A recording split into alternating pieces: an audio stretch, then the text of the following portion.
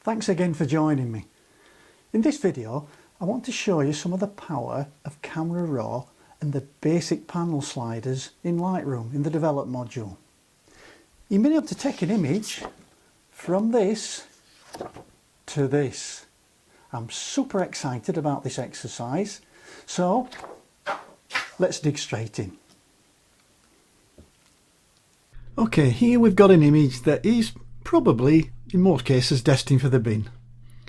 If you look at the histogram, you can see it's seriously underexposed. There's virtually nothing on the lights or the whites or the highlights. So what can we do with it?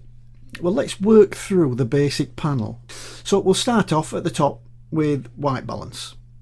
Now we can change the white balance three different ways.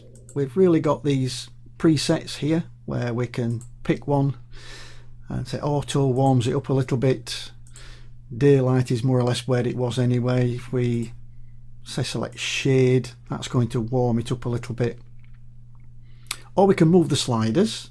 We can change these sliders on the temperature and the tint, or we can use the white balance little eyedropper here, and on that I'm looking at trying to find something that should be mid-grey or fairly neutral and click on it. Well, that's not made a bad job. I think we'll leave it at that. Okay, we're now coming down to the tone sliders. Now I'm going to miss exposure and contrast for the minute, and I'm going to start with the highlights. And what I'm going to do, I'm going to pull the highlights right down, and what that's going to do, if you look, it's just going to hit the sky. So I'm really just trying to add a little bit more of drama and contrast to that sky. Shadows I'm going to try and open up because it's the foreground that's my biggest problem. It's all this area that's really dark. I've got that right up to plus 100 and it's still a little bit too dark. I'll just try the whites just to lighten it up a little bit more, see if I can do it without blowing it out. Obviously I'm not going to be blowing out yet because I've a long way to go on the histogram. And the blacks, let's see if we can lighten the blacks. You can see what this is doing, it's moving the histogram over towards the right. I'm now going to go back to contrast. And what contrast will do is it will split the histogram. It'll push one way or the other. So if you see, I'll pull the contrast over there and you see what's happening. It's actually pushing the blacks blacker and the whites whiter, so it's adding contrast. But it's a little too much, so I'm just going to add a little bit of contrast. And then I'll try a little bit of exposure, because I'm trying to build a nice looking histogram here that doesn't go out and blow out at either end at the blacks or the highlights. So that's looking better. I'll put a little bit more contrast in and then a little bit more exposure. I think that's looking okay. I'll just give it a little bit now of presence. Now the presence sliders, clarity, vibrance and saturation. Now clarity is mid-tone contrast, and what that's looking for is anything in the mid-tone that has an edge. It's trying to make one side of it darker and one side of it lighter, and it tends to leave the highlights and the shadows alone. So if I move the clarity slider, you'll see it's more or less moving the middle of the histogram. It's not having a major effect on the blacks or the whites. So if I want to get a little bit of mid-tone contrast, I'll just add a little bit of clarity. Now if you go too far, you can get more of a HDR effect, really contrasty, which may be what you're looking for.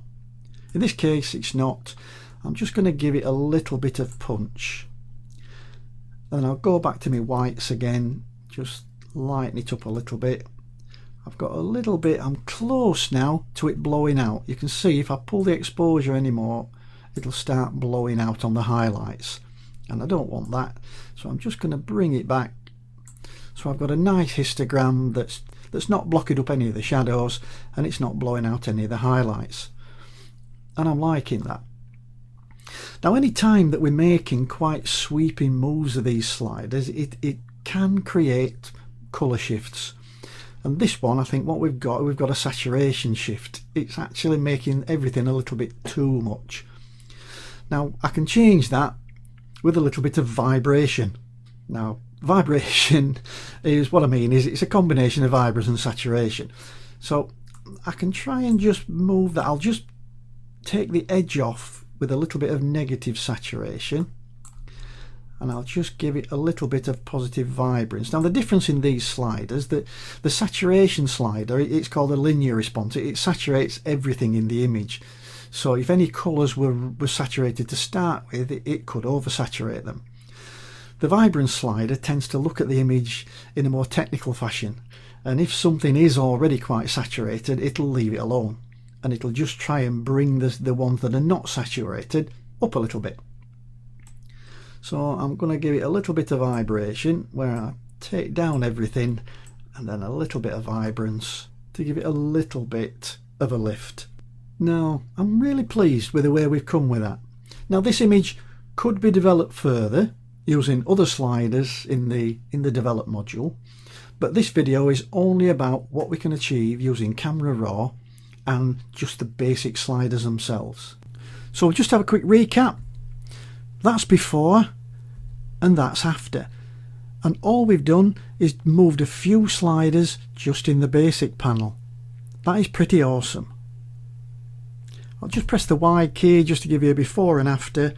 I'll press the tab key just to take away the panels, just to show you where we've been and where we've got. Okay, I really hope you've enjoyed that. If you did, please subscribe to my YouTube channel for more videos on Photoshop and Lightroom. I'll see you in the next video. Bye for now.